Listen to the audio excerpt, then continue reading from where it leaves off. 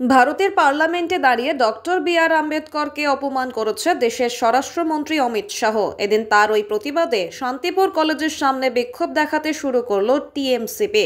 তৃণমূল ছাত্র পরিষদের এই বিক্ষোভে উপস্থিত ছিলেন শান্তিপুর ব্লকের তৃণমূল সভাপতি সুব্রত সরকার।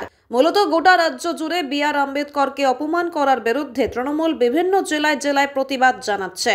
কোথাও মিছিল করে, কোথাও আবার রাস্তা অবরোধ করে বিক্ষোভ প্রদর্শন করছে তৃণমূল।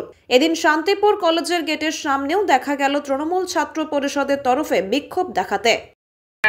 আর এই বিজেপি নক্কারজনক ভাবে ভারতবর্ষের মানুষের 14 এপ্রিল যিনি জন্মগ্রহণ করেছিলেন ভারতের মাটিতে একজন দেবদূত হিসেবে, অসহায়, নিপীড়িত, বঞ্চিত। আজকে কি কারণে আপনাদের এই বিক্ষোভ?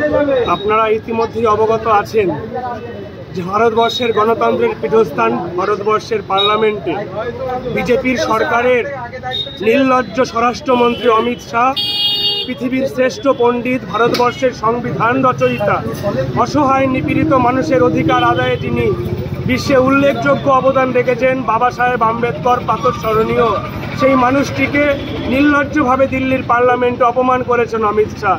সেই নক্কারজনক ঘটনার বিরুদ্ধে আমরা বাংলার জননেত্রী, দেশনেত্রী মাননীয় মুখ্যমন্ত্রী মমতা বন্দ্যোপাধ্যায়ের নির্দেশে এবং আমাদের জননেতা অভিষেক বন্দ্যোপাধ্যায়ের নেতৃত্বে আমরা সারা পশ্চিমবঙ্গের পাশাপাশি আমার শান্তিপুর বিধানসভাতেও আমরা এই লড়াই, আন্দোলন এবং বাবা সাহেব আম্বেদকরের সম্মান রক্ষা করার জন্য আমরা রাজপথে অবস্থান করছি।